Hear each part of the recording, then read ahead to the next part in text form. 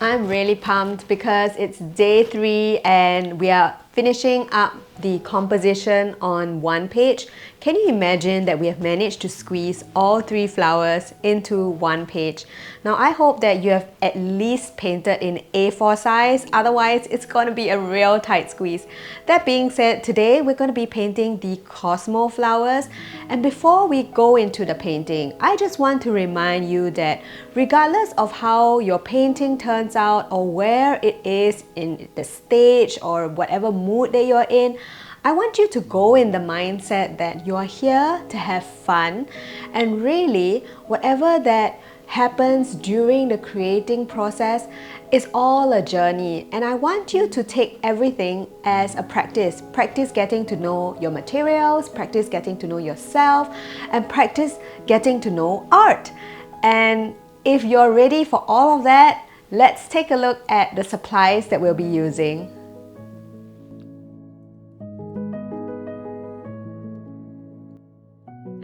Hello, my name is Jillian. Welcome to my channel. I am excited to help you to embrace the mess and magic of watercolor.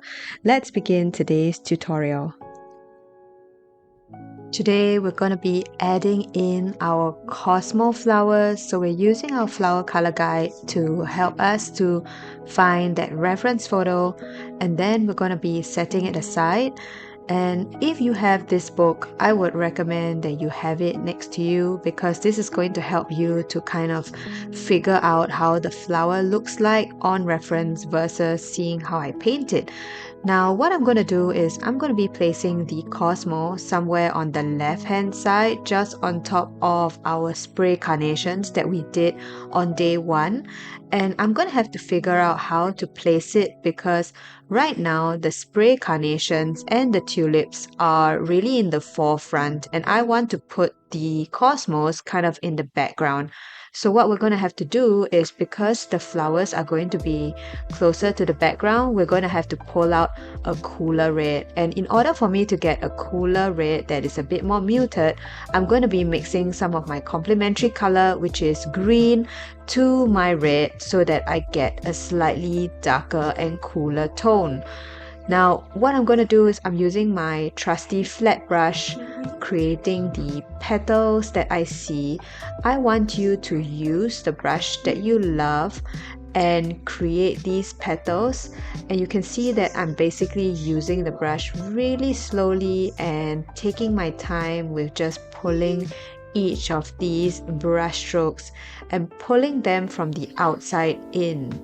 Now you repeat it with the next few flowers, and while these are still wet, you can add in some beautiful blends by adding in a darker pigment, so that's going to be your charging. And also utilize the various parts of the brush, because that's going to help you to get different shapes.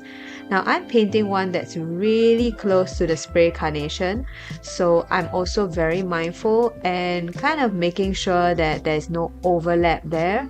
Then I'm switching up to my small round brush, where I am basically trying to differentiate the different petals. So I'm using the small round brush to add in slightly darker color value, and I am differentiating each of those petals as I see them.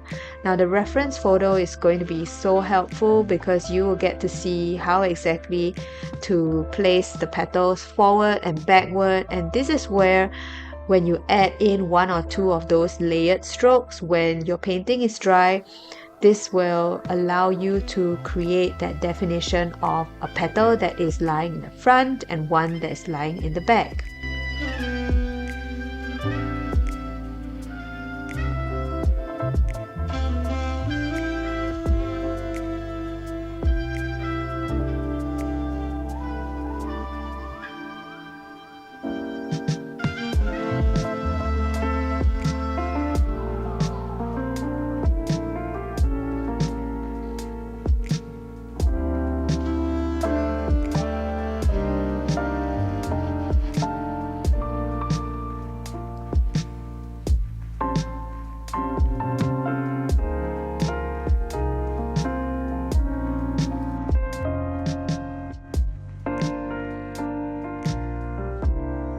Today being day 3 of our challenge, I just want to give a word of encouragement where, depending on where you're at with our challenge, I find that you can define what challenge feels and look like for you. You don't have to participate every single day. And I also want to remind you that these videos are going to stay on YouTube, which means that you can always revisit them and decide how you want to play around with your floral placement and make the artwork your own. You don't have to place the flowers exactly as how I've placed them. You can definitely play around with having your cosmos behind the tulips instead, or even having some spray carnations intertwined together with your tulips. And I think this is where having that license to play around with position and perspective is going to really give your own artwork its own flair, even while you're following a tutorial. And most importantly, I want to stress that this is meant to be fun, and it's also meant to help you to discover watercolor and how it works for you, as well as the style that you enjoy painting in. As I'm putting in all those details, you can also decide how much detail you want to put in. And for me, because the spray carnations has so much detail as well as the tulip parrots, so I'm also trying my best to kind of create that cohesiveness. But at the same time, you will realize that today for the cosmos, I'm actually neglecting or trying to omit as much details as I can, because I don't want the cosmos to also fight for attention. I want the cosmos to kind of feel like it's within the background. So the nice thing about all of these flowers is that I feel like the stems are what creates movement, and you want to pull them all the way down. And I like to use my small thin round brush. This is a size 6 from Princeton Heritage, and I'm just pulling it all the way down. And remember to create some really nice C curves, S curves when you are painting your stems, because this creates a lot more movement for the eye as well as for the other flowers. It almost looks as though your flowers are dancing. Now, next, I'm going to be yet again painting another Cosmo flower, and you would see that I'm varying my color value. I'm starting to paint with a much lighter wash, and then I'm going in with darker bits. And as I'm creating my darker values, this is me starting to add definition as I go. I want to create another Cosmo that is in that white space there, and I put it just behind that parrot tulip flower.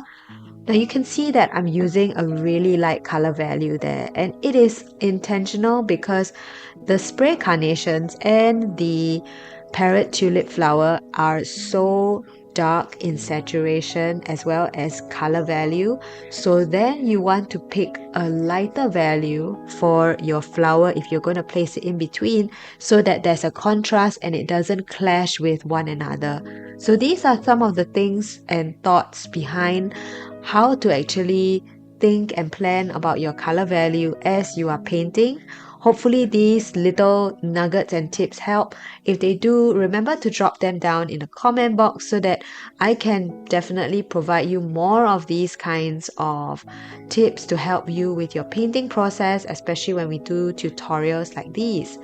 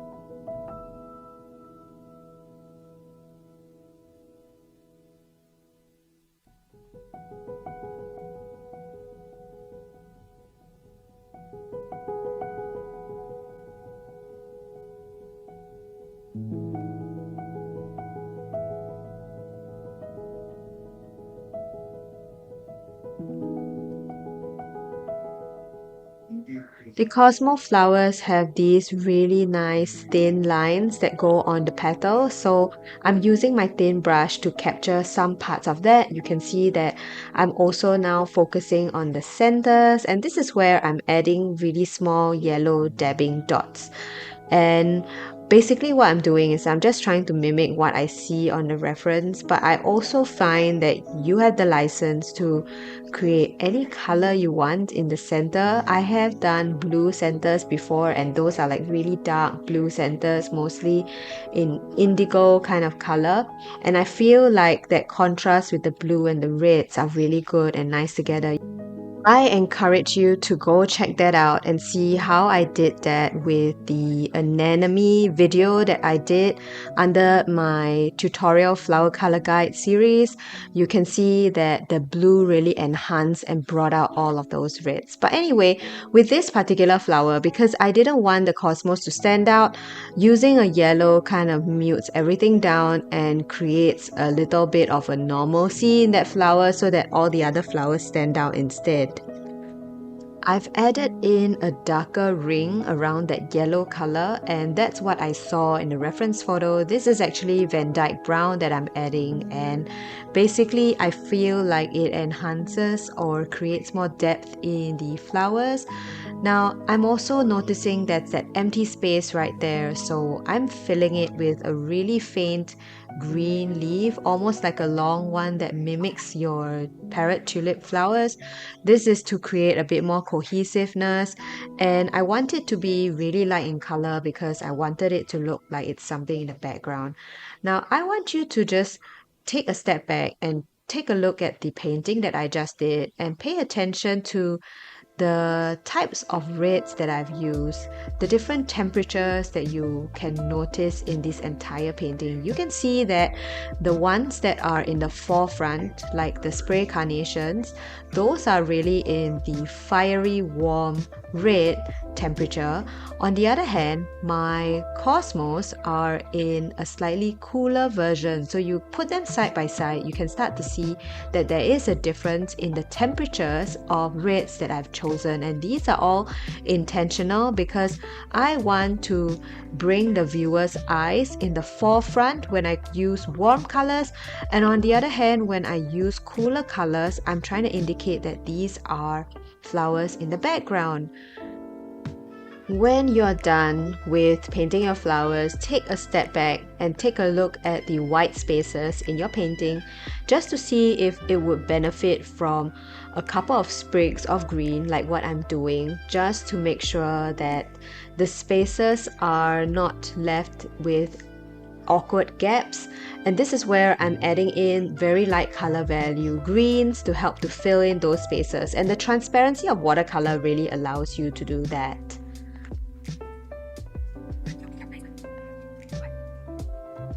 Day 3 of our challenge, we have finished putting everything together. I am so proud of you, and really, I'm really happy that you have joined me here today. It's been super duper fun. Now, next week, we are going to be jumping into yellow flowers, and until then, I hope that this experience has been one where you have not just learned about watercolor, but you also learn to adopt a mindset where you're open to learning, curious about how the medium works, and even curious about the things that pop into your mind as you are creating. Now, I'm going to be really honest because even as a watercolor artist who has been doing this for a while, I do have moments and times where I doubt myself and I feel discouraged, or I feel like maybe a painting is not working out. And I want you to know that all of these feelings are valid, and then there's nothing wrong with you at all. And if anything, these are affirmations and ways to tell you that there is an element of struggle and difficulty whenever we are creating art, and that's also because sometimes there's no right or wrong way of doing things. So lean into all of that discomfort and start to build that tolerance, because I believe that over time your art is only going to get better. Thank you again, and I look forward to seeing you next week.